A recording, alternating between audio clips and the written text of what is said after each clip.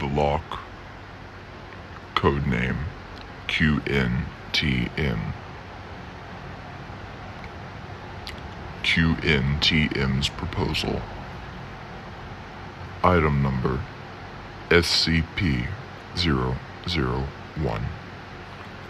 Object class safe. Special containment procedures. SCP-001 is to be kept locked along with all data pertaining to it inside the primary archival vault on Sublevel 1 of Site-10. The vault is a custom manufactured reinforced concrete and steel vertical octagonal prism. See Appendix U for full schematics, with a 2,000 kilogram, 0.9 meter thick time-locked access portal in the ceiling. The time-locking schedule should be classified and available only to Dr. Y. Mirsky. Access is conditional on 3-finger authorization. SCP-001 is among the safest artifacts in the Foundation's possession, and these measures are primarily intended to prevent theft. Description: SCP-001 is a smooth, black, perfectly ellipsoidal onyx gemstone with a mottled white pattern. It is approximately 15.1 centimeters long, 15.4 centimeters wide, and 16.5 centimeters high. Wrapped around its exterior, encompassing its equator and both poles, is a complex and layered fractal filigree of gold metal. The gold is sculpted into broad strokes at what is now usually agreed to be the lower or south pole of the object, but with increasing latitude, the pattern becomes progressively more intricate. Near the north pole, also called the lock or singularity, see acquisition report below, the pattern complexity progresses beyond the capability of optical or electron beam microscopes to resolve. Further investigation is pending advances in microscopy technology. The gemstone continuously emits a small quantity of thermal radiation in the microwave range, approximately 34.5007 to 34.5010 milliwatts. As a result, the gold filigree is warm to the touch. The white mottled areas emit fractionally more radiation than the black onyx areas. Other than this, SCP-001 is totally inert. It is opaque to all forms of electromagnetic and hard radiation, and so far indestructible. See log for Project Pluto. Its onyx gold composition is guessed from visual inspection, since the taking of samples for chemical analysis has proven impossible. Project Pluto Master Log. The following experiments have failed to open SCP-001. Conventional lockpicking.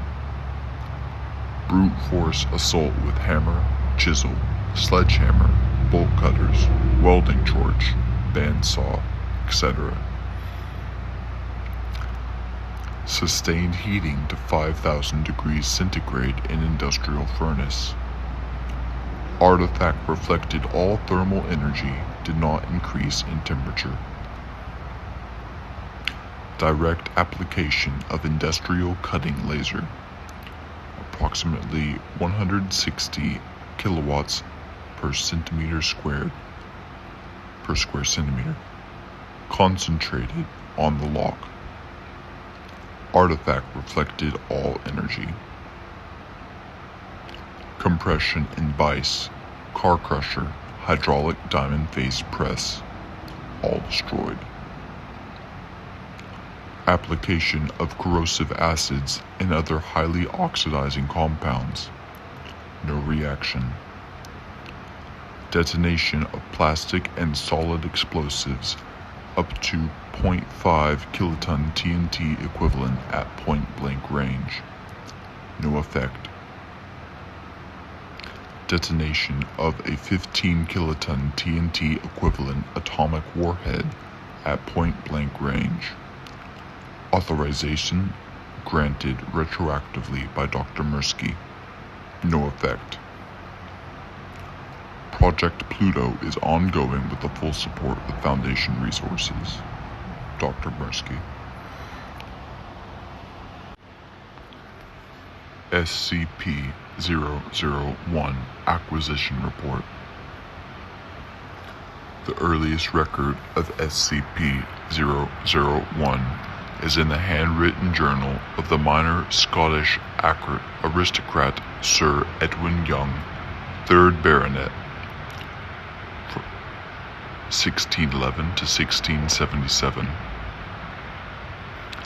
As was customary at the time, Young kept a cabinet of curiosities, a small room of artifacts of undetermined provenance such as sculptures, preserved creatures, and trinkets.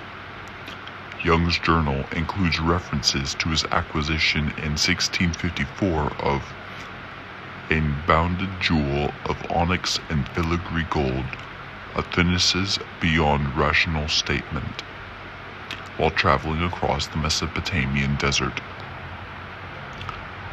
The journal indicates that SCP-001 was found buried in the ruin of a bitter, blasted place older than days, or what Young took to be a temple to a fearsome death god. SCP-001 was found encased in stone at the center of 4 enormous runic stones. Young's journal includes a sketch of the most readable side of the most well-preserved stone, but he was unable to read the runes or find a scholar who could translate them. Young's account of his journey to the location of the ruin is incomplete. It has not yet been located. Young's selections of curious provenance lay in storage for several centuries after he died.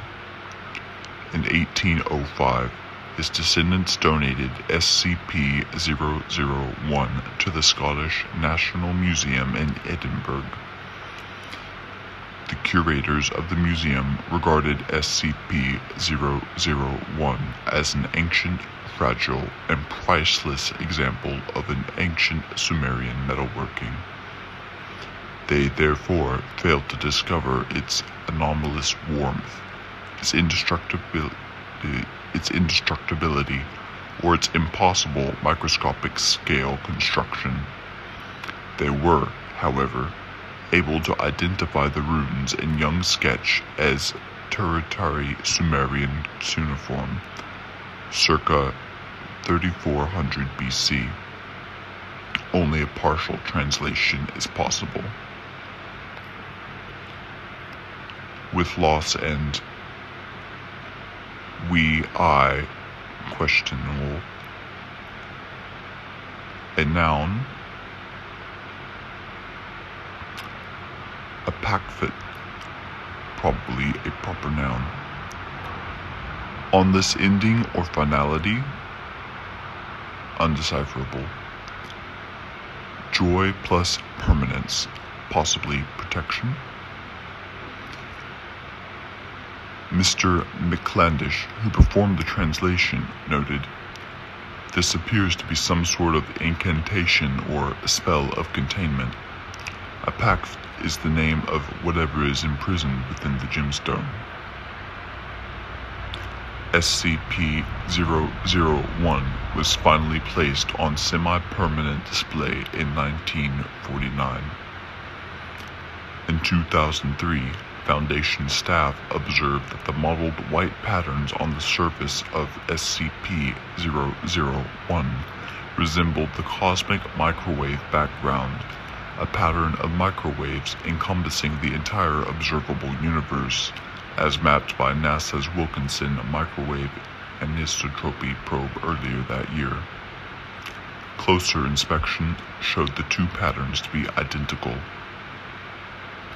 SCP-001, along with Baronet Young's journal, was immediately purchased by Foundation Front Organization and transferred to Site-10, where Dr. Q. Hack and Dr. Y. Mirsky performed initial routine analysis. Research continues under the auspices of Dr. Mirsky, Dr. Hack having recently left the Foundation. Young's journal also includes several detailed sketches of SCP-001. In one of the sketches, a small, ornate object resembling a key is shown fitted into its North Pole. The key has not been recovered.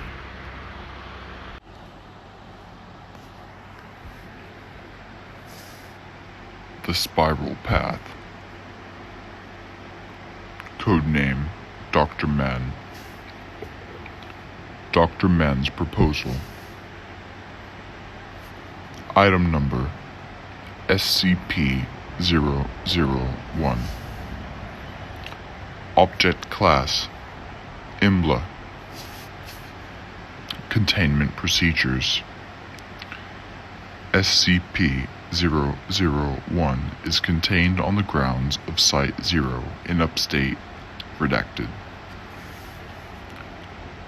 A fence has been constructed around the perimeter of SCP-001's observed effects. In addition to Site-0's security, no fewer than 5 armed guards are to be present at all times to prevent unauthorized entry. The adjoining physics laboratory will be manned at all hours, studying any anomalies. A small metal plaque bearing an inscription will be maintained in good condition. Any damage is to be immediately reported to maintenance. Description: SCP-001 is a circular gravel path in a wooded area. When traveled in a counterclockwise direction, the trail is continuously uphill, even after reaching the original point. When traveled in a clockwise direction, the trail shows the same amount of uphill and downhill travel as expected. Level 5 clearance is required to access SCP-001's experiment log. New members of Overseer Council are required to read Document 00105.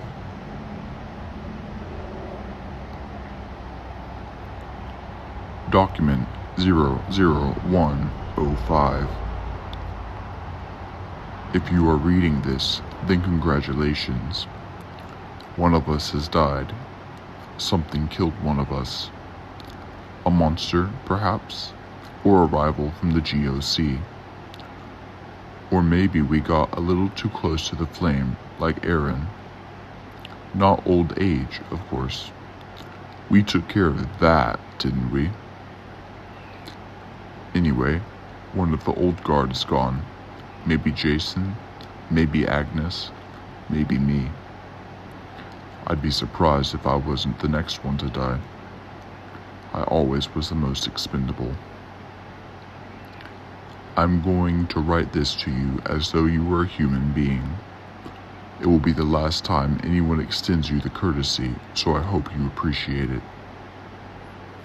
Whoever you are, whatever you did before, you must have been high-ranking when you were pulled into this. You must have noticed the discrepancies, the inconsistencies. I don't know how much you've been told already, or how much you've pieced together. The crux of the matter is this. The retrievals and recoveries of SCP objects are staged or made up whole cloth.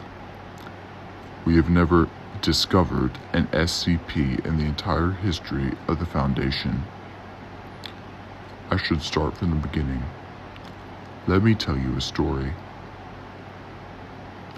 Aaron Siegel was a physicist studying at Cornell in 1891.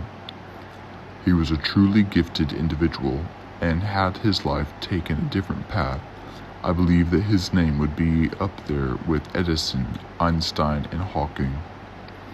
I knew him very well. He was, and still may be, my brother. He was also an avid amateur naturalist and enjoyed hiking through the woods. One day, while visiting our family home in Essex County, he came across a gravel path. He decided to follow it up for a time and noticed that it kept climbing uphill far longer than it should have. It should have taken him above the nearby hills.